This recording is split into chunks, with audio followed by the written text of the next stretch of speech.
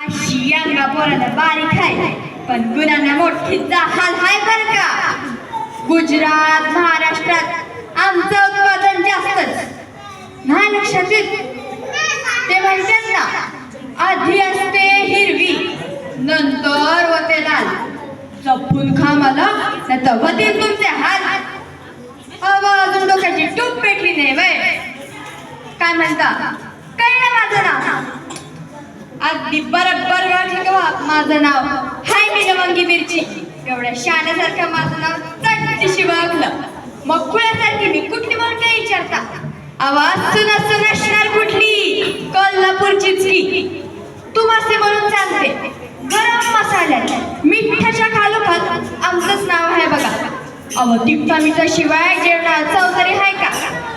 आमचा वापर हा जेवणात करावाच लागतो. आता कोणी करतं कमी कोणी करतं जास्त हा भाग घ्या.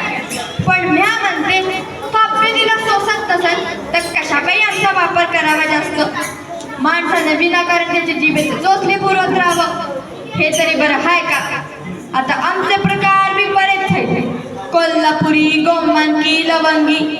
आम्ही कोल्हापुरी लवंगी अशा अंगाला बारीक लांब पुळा आणि मग का तिखट आणि गोमांकी ढोब्या मिरच्या कशा अंगाला गोल मोठ्या जाड सालीच्या. त्यांच्या तिखटाचा पत्ताच बिलकुल नाही म्हणून त्या मिरच्यांना चिरून त्याची भाजी बी बनवतात. असतो म्हणा एकेकाचा स्वभाव जसा आमच्या लवंगी मिरचीचा हात त्याला ढोबी मिरचीचा. आम्ही लवंगी मिरची माणसाला लई उपयुक्त. बाजारातल्या रेडीमेड मिरच्याचं तिखट घेण्यापेक्षा बरीच चुकलेल्या लाल मिरच्या चांगल्या कुटून त्यात बारीक मीठ मिसळून ते तिखट गरजेनुसार वापरणं हे गावी चांगलंच आहे की. कित्येक दुकानदारी तिखट लाल भडक बनवण्यासाठी त्यात लाल रंग मिसळतात. असं भेसळयुक्त मसाला खाऊन तुमचं पोट बिघडलं तर तुम्ही समजा आमचंच रागल्या करतात हे तरी बरं आहे का. आता हिरव्या मिरच्यांची चटणी मस्तच बनते. त्यांचं लोणचंबी टेस्ट दरच बनतं. त्या लोणचंबीमध्ये लिंबाच्या फोडी घातले ना लोणचं जास्तच स्वादिष्ट आणि पाचक बनतं. तुम्हाला आमची एक गंमत माहित आहे का. सुक्या मिरच्या वापरून त्याचा काढा केला आणि तो काढा ढेकून झाल्या ठिकाणी टाकला किंवा चोळला तर पुन्हा ती ढेकून अजिबातच होत नाही. ही बी आमची खासियतच आहे म्हणा. लई वेळ झाला की तुम्हाला माझं मिरची पुरण सांगून कव्वाची आली आहे म्या निघायला मला. शेतातून मिरची बाजारात आणि मिरची बाजारातून थेट तुमच्याकडे आले. माझ्या सख्यांना बी अजून भेटले नाही. मिरच्यांचा भाव आता जाम पडले म्हणतात. होऊ द्या आपलं काय जाते.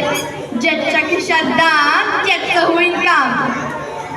कोण का मारताय मला एक सांगतो. मीठाचा का मारते की भाकरीवर मीठ मिरची लसूण कोथमीर घालून त्याचा खायची लई घाई झाली असतात. गेलंच पाहिजे त्या माणसाच्या पोटात भुकेला आगीचा डोंग घुसरायचा आणि नाव मात्र माझ्यावर यायचं. गंमत केली मी थोडी. बरं येते म्या. Bye bye Shiv again. काय म्हणालात माझं इंग्लिश माझ्यासारखं झाक आहे. झाक नाही जहाल म्हणा जहाल. धन्यवाद.